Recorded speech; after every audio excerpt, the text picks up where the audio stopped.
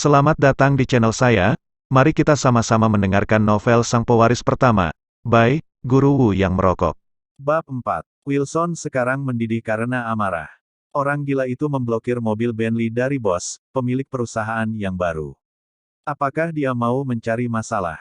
Philip Clark, untuk apa kamu masih berdiri di sana? Cepat minggir. Wilson menunjuk Philip dan membentaknya.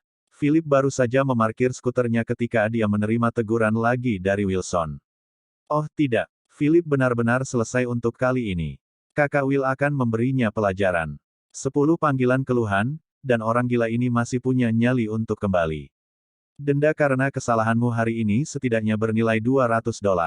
Itu senilai dengan gaji pekerjaan untuk sehari.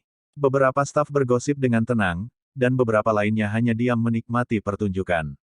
Di antara mereka, beberapa staf lama yang pernah bekerja untuk Philip. Ketika mereka melihat pria itu diturunkan menjadi staf pengantar seperti mereka mulai menjadi lebih kejam terhadapnya.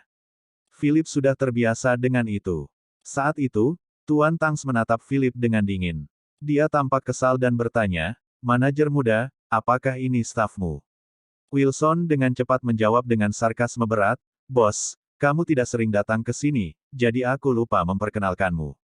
Ini adalah Philip Clarke, mantan pemilik perusahaan kami. Dia sekarang hanya staf pengantar barang di sini."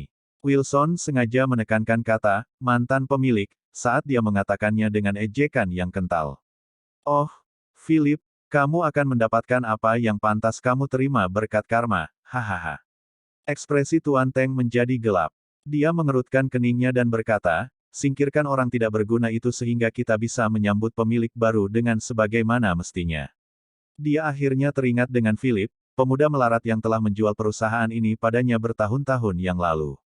Sayangnya, Tuan Tangs memiliki kecerdasan yang hebat tetapi ingatan yang pendek, jadi pria seperti Philip yang berada di level bawah dalam masyarakat tidak pernah meninggalkan kesan yang terlalu banyak. Tuan Teng kemudian merapikan jasnya dan bergerak menuju mobil Bentley dengan senyuman lebar. Setelah menerima perintah tersebut, Wilson segera mengambil alih otoritas dan menunjuk dengan cuek ke Philip. "Philip, kemasi barang-barangmu dan pergi." Philip memutar matanya dan menatap Wilson seperti orang idiot sebelum melontarkan satu kata pun, "Pria gila." Semua orang yang hadir telah mendengar tanggapannya, dan ekspresi mereka berubah menjadi aneh. Wilson marah mendengar itu, jarinya hampir menventu hidung Philip saat dia berteriak, "Pria sialan, coba ucapkan lagi." Philip kemudian tertawa dingin. "Baik, aku akan mengabulkan keinginanmu, dasar gila. Seluruh keluargamu juga gila. Kamu sudah mati, Philip. Kamu sekarang resmi dipecat, dan kamu perlu mengganti kerugian yang telah kamu buat."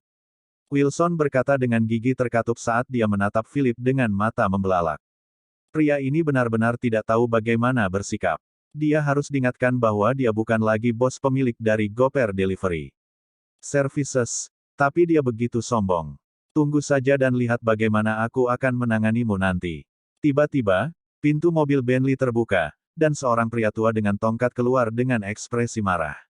Siapa yang berani memecatnya? Pria tua itu kemudian berjalan melewati Kevin Teng, yang datang menerimanya dengan senyuman di wajahnya, dan yang mengejutkan semua orang, pria tua itu berhenti di depan Philip. Pada awalnya dia menegakkan tubuhnya, membungkuk sedikit, dan menundukkan kepalanya. Sikapnya menunjukkan rasa hormat yang besar. "Tuan muda, maaf aku terlambat," kata orang tua itu. Suaranya tidak keras, tapi terdengar seperti peniti yang jatuh dalam kesunyian. "Tuan muda." Semua orang tercengang. Apakah Philip Clarke tiba-tiba menjadi tuan muda? Apa yang sedang terjadi? Kevin Teng tercengang saat senyum di wajahnya menegang. Wilson malah sangat terkejut sehingga dia tertawa terbahak-bahak. "Tuan, apakah Anda pemilik baru kami? Anda bisa berhenti bercanda. Philip ini adalah staf paling bawah di perusahaan kami, jadi Anda pasti salah." George hanya menatapnya dengan dingin, berpikir, bagaimana orang biasa seperti dia bisa memahami kebesaran tuan mudanya. Kevin sedikit mengernyit dan ikut berpendapat sebelum dengan bersemangat berkata, "Presiden Thomas, tolong jangan bercanda dengan kami seperti itu. Ayo, mari bicara di dalam." Kevin Tangs adalah seorang pengusaha, jadi dia bisa mengenali George Thomas. Pria itu adalah presiden dari grup Apex. Sosok yang sangat kuat di Riverdale City. Namun, George tetap terpaku di tempatnya, menatap dingin Kevin dan Wilson dengan ekspresi dingin. Siapa yang bercanda denganmu? Dia adalah pemilik baru perusahaan Anda. Bagaimana mungkin? Pemilik baru adalah Philip. Wilson tidak mempercayainya, begitu pula Kevin. Hei, Kakak Will, bukankah kamu baru saja mengatakan bahwa kamu ingin memecatku? Philip memandang Wilson, berusaha untuk tidak tersenyum. Philip, apakah kamu mencari masalah? Jangan panggil aku dengan sebutan Kakak Will. Wilson mengeluh. Dia benci julukan itu. Lebih baik kau pergi sekarang dan mengganti kerugian perusahaan. Denda yang harus kamu bayar akan menjadi 10.000. Wilson tersenyum sinis. Hah? Bagaimana Philip bisa menjadi pemilik baru perusahaan? Dengan kualitas orang seperti dia. Jangan membuatku tertawa. Philip, bagaimanapun, masih menatap Wilson, berusaha untuk tidak tertawa. Apa yang kamu lihat? Bayar dendanya sekarang. Wilson mencibi. Apa yang salah dengan aku menatap? Philip tersenyum. Kamu hanya mencari masalah, bukan?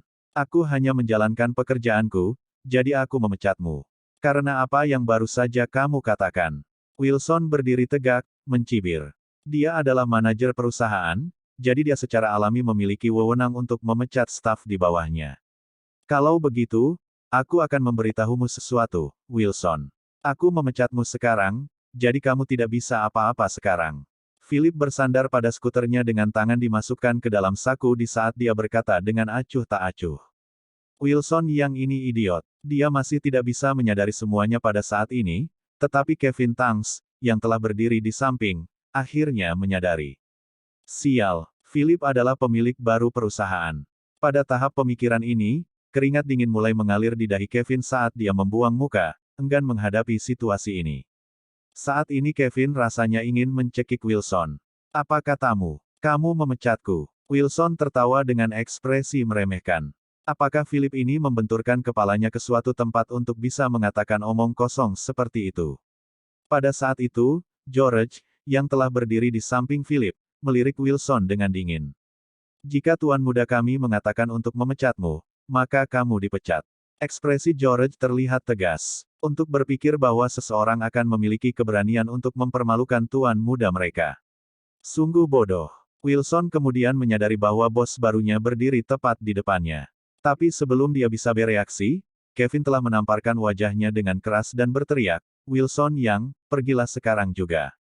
Kamu dipecat. Wilson yang ini idiot. Kevin bertanya-tanya pada dirinya sendiri, bagaimana dia bisa mempercayai pria ini dan bahkan mempromosikannya ke posisi manajer sejak awal.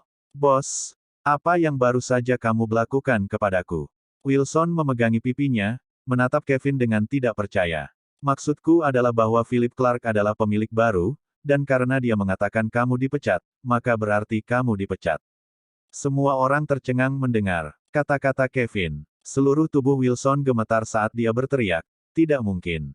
Dia sudah bangkrut, jadi bagaimana mungkin orang bangkrut seperti dia menjadi pemilik baru lagi? Kevin mengerutkan keningnya. Dia tidak sesederhana yang kamu pikirkan.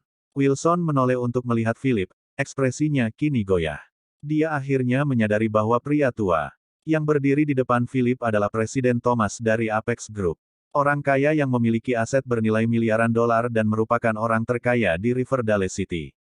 Dan jika dia memanggil Philip sebagai tuan mudanya, maka Wilson yang, mulai sekarang dan seterusnya, kamu dipecat. Terima keputusan itu. Philip menegakkan tubuhnya. Setelah dia berbicara, Wilson berdiri terpaku di tempatnya, tercengang. Bukankah kamu hanya bersenang-senang dengan dirimu sendiri dengan memarahiku sebelumnya? Kamu bahkan mencoba memecatku. Tapi, sangat disayangkan untukmu kali ini, aku adalah pemilik baru di sini. Jika aku ingin kamu pergi, maka kamu harus pergi. Terdengar suara gedebuk yang keras. Wilson berlutut dan berpegangan pada kaki Philip. Tuan Clarke, aku terlalu buta untuk mengenali Anda siapa. Aku terlalu sombong dengan diriku sendiri. Tolong jangan pecat aku. Mengingat dulu kita adalah rekan kerja, mohon izinkan aku untuk tetap bekerja di perusahaan. Aku bahkan bersedia jika hanya mendapatkan posisi sebagai staf kurir. Philip mendengus. Sekarang kamu tahu bahwa kamu salah. Tapi, apakah kamu akan memaafkan aku jika ini tidak terjadi? Perbuatan salahmu hanya akan membawa kehancuran untuk dirimu sendiri. Philip telah mendorong Wilson ke jurang hanya dengan beberapa kata. Setelah itu, Dia menoleh untuk melihat semua staf perusahaan sekelilingnya dan berkata, "Aku tahu banyak tentang kalian yang telah memandang rendah diriku ketika aku berada di saat-saat tergelapku, tetapi tidak apa-apa. Mulai hari ini, semua gajimu akan dilipat gandakan." Dalam sekejap, semua staf menjadi gempar. Naik gaji 2 kali lipat. Tuan Clark memang luar biasa. Aku mencintaimu, Tuan Clarke. Philip kemudian melihat seorang wanita cantik yang berdiri di belakang kerumunan dan mengumumkan, "Satu hal lagi, posisi manajer Wilson akan digantikan oleh Nona Agnes Summer." Keputusan itu cukup mengejutkan semua staf. Penonton menoleh ke belakang untuk melihat Agnes, seorang wanita dengan setelan rok seragam hitam yang menonjolkan sosoknya yang sempurna. Agnes menatap Philip dengan heran, dan masih terkejut dengan kabar baik yang diterimanya, sampai Philip hendak pergi. Melihat saat Philip akan masuk ke dalam mobil Bentley, emosi aneh muncul di matanya. Agnes berlari ke mobil dan berhenti tepat di depan jendela mobil, belahan dadanya tidak sengaja terlihat karena sedikit tersandung. Dia mengerutkan bibir lalu berkata, "Philip, tidak, Tuan Clarke, apakah kamu baru saja mempromosikanku untuk menjadi seorang manajer?" Mata Philip secara tidak jelas menatap ke arah dada Agnes yang indah, lalu dia tersenyum bertanya, "Nona Agnes, ada apa? Apakah kamu tidak percaya pada kemampuanmu?" Dan wanita ini, Agnes Summer, terlihat bijaksana, memiliki sosok yang sempurna dan cantik. Dia telah bekerja di bawah Philip sebelum ini, jadi mempromosikannya sekarang bukanlah hal yang tidak terduga. Ini adalah hak istimewa seorang pimpinan, untuk menaikkan jabatan seseorang yang dipercayainya. Aku hanya takut aku mungkin tidak cukup baik." Agnes terdengar tidak percaya diri. Dia tidak pernah membayangkan bahwa Philip akan menjadi pemilik baru begitu tiba-tiba. Meskipun dia sudah menjadi pemilik sebelumnya, perusahaan itu kecil, dengan hanya beberapa staf. Omset perusahaan sekarang telah melebihi 5 juta setiap tahun. Itu berarti Philip telah menghabiskan miliaran dolar untuk membeli perusahaan. Hari ini, tenang, Nona Agnes, luangkan waktumu untuk membiasakan diri dengan berbagai hal, dan jangan khawatir. Philip tersenyum. Melihat senyuman itu, seolah berfungsi sebagai obat penenang untuk Agnes. Saat dia melihat mobil Bentley hitam itu melaju menjauh, Agnes mengerutkan bibir merahnya sambil merenung. Siapa sebenarnya dia? Mengapa dia harus bertindak miskin jika dia begitu kaya? Di dalam mobil Bentley, "Tuan muda, ada proyek investasi besok, dan Anda harus bertemu dengan bos perusahaan lain." Senyuman muncul di wajah keriput George. "Aku tidak akan pergi," jawab Philip tegas. Dia tidak ingin peduli tentang semua ini. "Aku dipaksa untuk mewarisi kekayaan keluarga, jadi jangan pernah berpikir untuk memintaku pergi kemanapun. Kalau begitu, Tuan muda, tolong kembalikan 100.000 itu kepadaku," kata George dengan tenang. Mata Philip membelalak kaget sebelum akhirnya menjawab, meskipun dengan enggan, "Baik, baik, baik. Aku akan pergi, oke."